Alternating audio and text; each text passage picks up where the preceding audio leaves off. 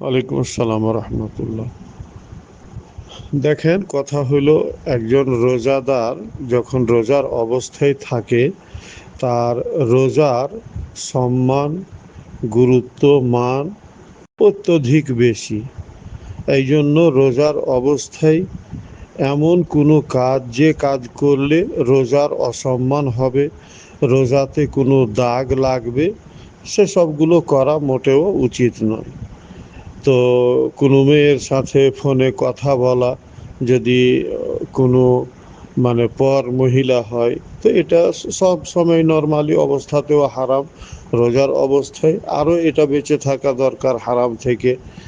তারপরে পাশে বসে যাওয়া, সেখানে একটা মজা নেওয়া, বা নিয়তে কোনো খারাপই আসা, নিয়তটাকে খারাপ করা, যার কারণে হয়তো এমনটা হয়, এসবগুলো শতবার বাঁচা উচিত, সতর্ক থাকা উচিত, যাতে আপনার রোজাতে কোনো রকমের ফল্ট বা দাগ না আসে, এমনটাই চেষ্টা করবেন।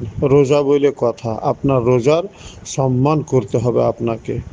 বাকি থাকলো, যদি আঠালো এই ধরনের কোনো জিনিস বের হয়, তাতে রোজা ভাঙবে না, নষ্ট হবে না। হ্যাঁ, যদি বীর্যপাত হয়ে যায় তাহলে আপনার রোজা নষ্ট হয়ে যাবে। আসসালামু আলাইকুম।